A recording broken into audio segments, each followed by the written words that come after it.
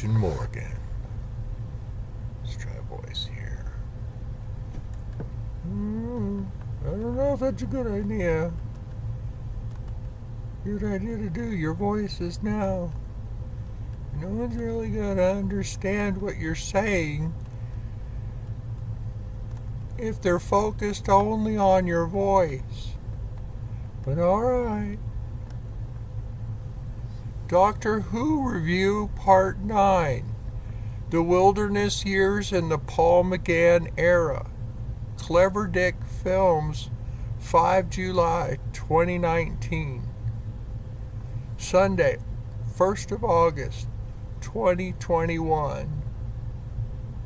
Might want to switch those dates around there. So, yeah. Does a franchise, an iconic series like Star Wars or Doctor Who, belong to the public or to the producers and owners that create it? Let's take Doctor Who. Once the character's established and goes out to the public to become part of the culture, does it then belong more to them or to the writers and executives who repackage it for new audiences or younger audiences or politically oriented audiences later on? Is it incumbent upon the owners of properties to serve both general and past audiences, or have they the prerogative of doing whatever they want with them?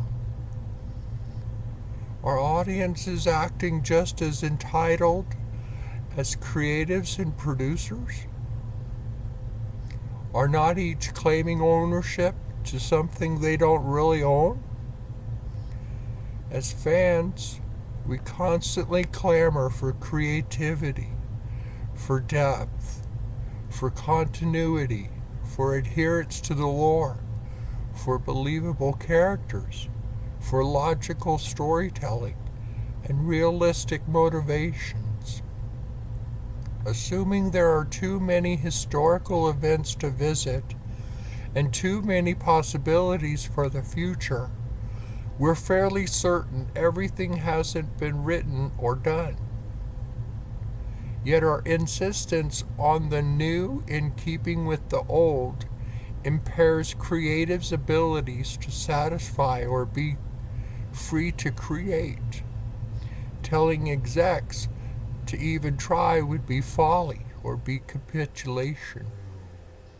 The result is safety, risk aversion, absolute inanity, and an odd perversion in finding sadistic pleasures in our pain and in our complaints, which only drives up a vehicle's popularity to see how bad they could possibly be. This trend is coming from both their political myopia and from us, each feeding the other. The only thing that can short-circuit this is disinterest. Crickets coming from audiences, from the media, from critics. Only then will studios and corporations realize they have to again write to entice audiences once more, orient themselves to less stringent methods, formulas, and agendas. As it is, the independent film scene, the net, and streaming services are eating their lunch. The easiest way to garner success is to be different, to ignore popular trends, to compete in a market no one else is competing in, to offer something unique, separate from what everyone else is doing. What garners popularity in the first place? Market research says blood and gore is on the rise.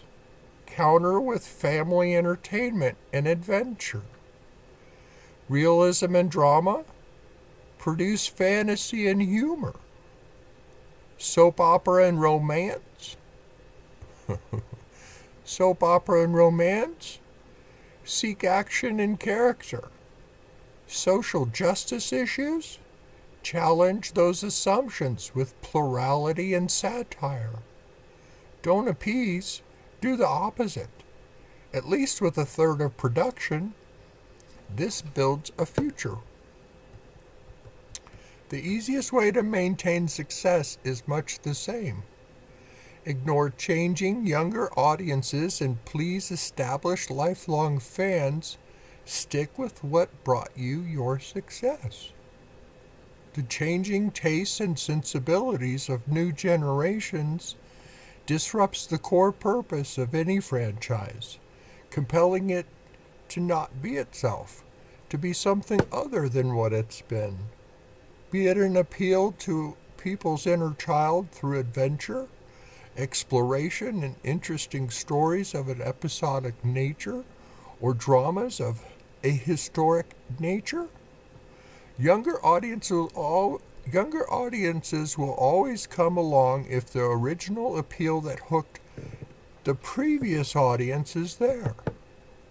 Abandoning a property's characteristics to be something it's not simply trades loyal audiences for audiences uninterested in the material or the genre, who can't invest in it because the core characteristics are no longer there to invest in.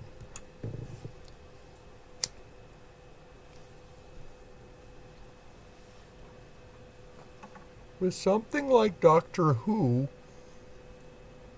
we generally want it to continue. There are few factions calling for it to end. It's a cultural institution, a part of our cultural identity, both a reflection of it and its admonition, its evolution, and its history. An ingenious way to have fun with ourselves and have fun in the doing. And in that vein, it's worth keeping around. But it must keep it to its mandate. Keep within its character as a kid's show, else it's no good for anyone. Properties are shared between its owners and the audience it's directed to, an audience that cherishes it. When one dictates to the other, no one is served. Interestingly, when we try, creativity is hampered. Not only does it hinder studios from taking risks, from trying anything new, it forces them to rely on things unrelated to the material to drum up wider interest, giving them an excuse to parody mediocrity, inoffensive to anyone, and to talk it up as substantive, as no one wants boring or bland.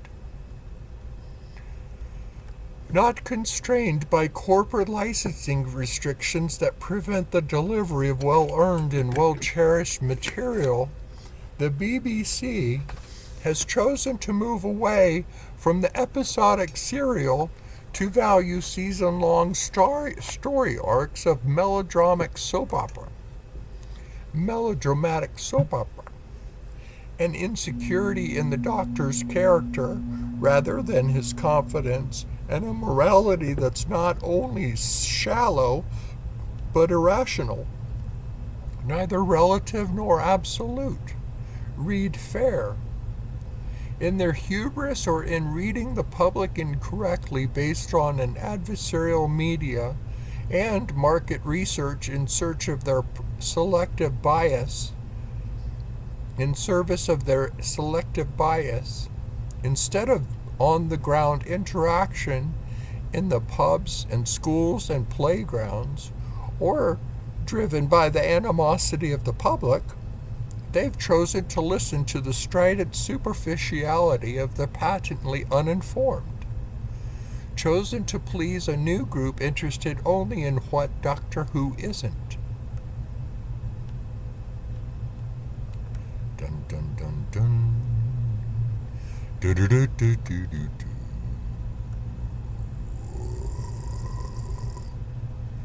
The Case for Progressive Sadism, Part 2.